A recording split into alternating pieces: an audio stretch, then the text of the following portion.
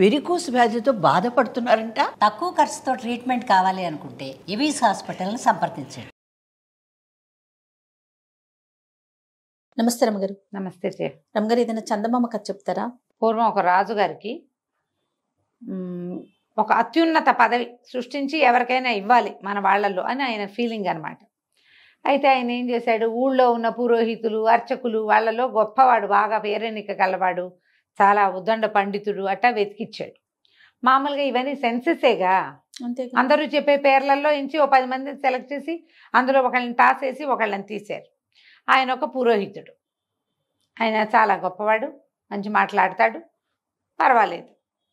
ఆయన కొంచెం అందరికీ మంచి మాటలే చెప్తాడు, కొట్లాడుకోకండి అలాంటివి చెప్పటం వల్ల అందరూ ఆయన్ని నామినేట్ చేశారు. సరే బాగానే ఉంది కదా, ఆయనకి పిలిచాడు, మీకు ఒక గొప్ప పదవి ఇస్తానండి అని చెప్పాడు. ఆయన కూడా సరే ఏదో ఇస్తానంటుంటే రాజుగారు ఎందుకు కాదనాలి, అలాగే అన్నాక ఈయనన్నాడు, నాకు 3 ప్రశ్నలు ఉన్నాయండి, మీరు ఆ 3 ప్రశ్నలకి సమాధానం చెప్తే పదవి మీదే. సరే ఏముంది, మనకు తెలియనివి ఏముంటాయి అనుకున్నాడు ఆయన. భగవంతుడు ఎక్కడ ఉంటాడు? ఫస్ట్ 1 ఏ దిక్కుకి చూస్తాడు?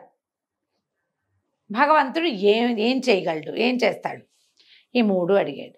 భగవంతుడు ఎక్కడుంటాడు అనే ప్రశ్న ఎట్లా సమాధానం? ఎక్కడైనా ఉంటాడు సర్వంతర్యామి కదా, అది ఎట్లా చెప్పాలి? అన్ని చోట్ల ఉంటాడంటే కాదు, క్లారిటీ ఉదాహరణలతో చూపించాలి. ఈయన 1 వారం గడువు ఇవ్వండి చెప్తానన్నాడు. ఆయన కూడా 1 వారం ధారాళంగా తీసుకోమన్నాడు. ఈయన ఇంటికి వచ్చేసాడు. ఎన్నో పుస్తకాలు తిరిగేశాడు ఈయన, వారా వీరా మాట్లాడాడు. భగవంతుడు సర్వాంతర్యామి, ఆయన ఏమైనా చేయగలడు. పాయింట్. ఏ దిక్కుకు చూస్తాడో ఎటా చెప్పాలి, ప్రూవ్ చేయాలి దాన్ని. ఎక్కడైనా ఉంటాడు. ఏది స్తంభంలో చూపించు అంటే ప్రహ్లాద అవతారము, ప్రహ్లాదుడు నరసింహావతారం లాగా చూపించు అనగానే స్తంభాన్ని దెబ్బ కొట్టి టటాయని పెద్ద మ్యూజిక్తో వస్తాడా నరసింహస్వామి? ఈ కాలంలో రాడు. ఆయన ప్రూఫ్ అడుగుతాడు. ప్రూఫేగా రాజు కావాల్సింది. సర్వాంతర్యామని నాకు తెలుసండి, ఎక్కడున్నాడు చూపించండి. ఆయన తూర్పుకుంటాడా, పడమర అనుకుంటాడా? ఉత్తర దక్షిణాలు ఇంకా ఉన్నాయి మనకి. ఈశాన్యం, ఆగ్నేయం, నైరుతి, వాయువ్యం. ఇవి కాకుండా విదిక్కులు కాకుండా పైన కింద భూమి ఆకాశాలు మొత్తం 10 దిక్కులు. ఎక్కడుంటాడు, ఎక్కడ చూస్తాడు? వారం గడిచిపోయింది. వారం తర్వాత ఆయన కబురు చేసి, వారం గడిచింది, మీరు ఇవాళ వస్తారా రేపు వస్తారా ఏమిటి అని. సరే వీళ్ళింటో ఒక రంగన్నని ఒక కుర్రాడు ఉన్నాడు, మంచి చురుకు. పురోహితుడు గారింటో పై పనులు చేస్తాడు వాడు.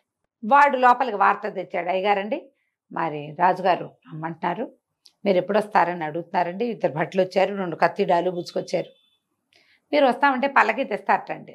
ఒంటో బాగులేదు, ఇప్పట్లో రానని చెప్పరా అన్నాడు. వీడు ఆశ్చర్యపోయాడు. ఆయన అప్పుడే శుభ్రంగా సటసోపేతంగా భోజనం చేసి పొద్దున 10 గంటలకు తింటారు కదా, తిని పుస్తకాలు పుచ్చుకు కూర్చున్నాడు, పంచాంగం పుచ్చుకుని. సడన్గా మీకేమొచ్చింది జబ్బు? ఎందుకండి మీకేం అనారోగ్యం ఉందని ఒంట బాగుండలేదని చెప్తాము, ఏదో ఒక మంచి మాట చెప్పాలిగా, అట్లా లేని జబ్బు చెప్పచ్చా అండి మీరు పెద్దవారు అన్నాడు.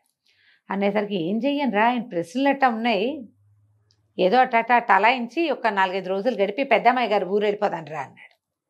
పెద్దమ్మాయి గారు పక్క రాజ్యంలో ఉంటుంది, ఈయనకు దొరకకుండా పోతే సరిపోతుంది. మొన్న ఆ రోజు సెలక్షన్ రోజునే ఏదో కొంచెం బహుమతి ఇచ్చాడు, అది చాలు మనకి, పెద్ద పదవద్దు అనగానే అంతేటు ఏమడిగాడండి అని. ఈ 4 ఈ 3 అడిగాడు.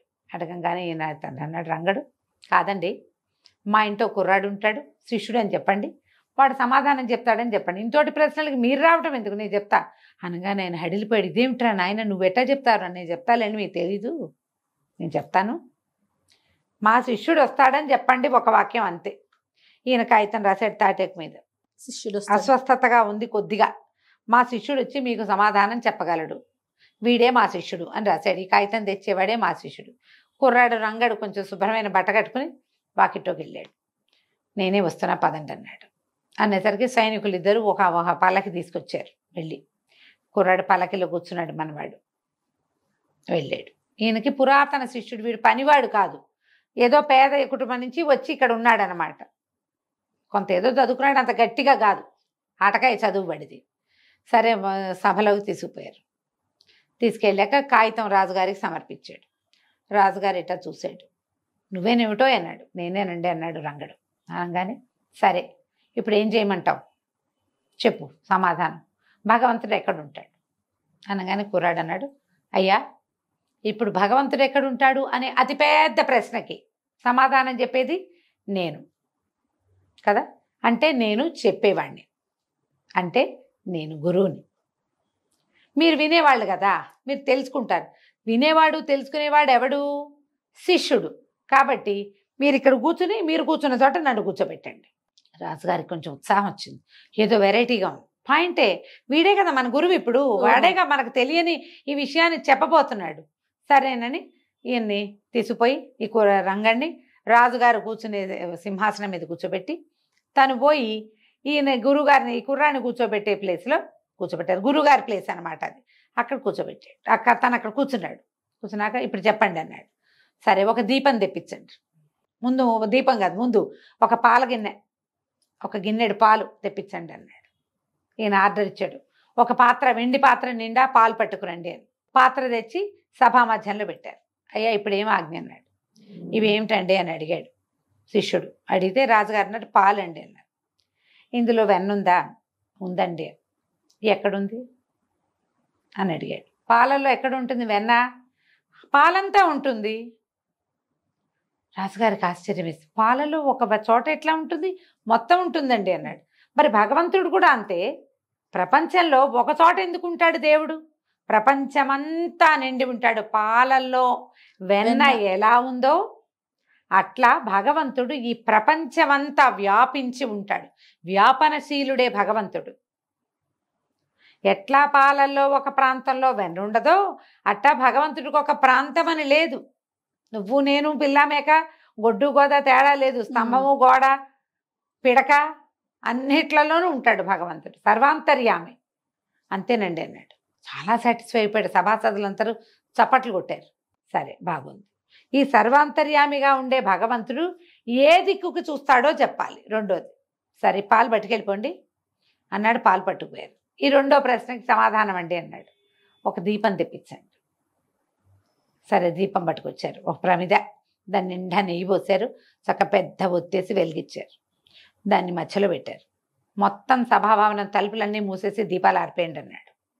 సభాభవనంలోకి బోలెడంత వెలుతురు వస్తుంది. కొన్ని చోట్ల ఇప్పుడు రత్నాలు ఇంతంత బంచెస్ లాగా రత్నాలు అవి పెడతారు.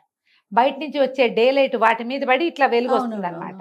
బయట తలుపులన్నీ వేసేయం కానీ దీపాలు ఆటోమేటిక్గా ఆరిపోతాయి. సభాసదులందరూ చిమ్మ చీకట్లో కూర్చున్నారు.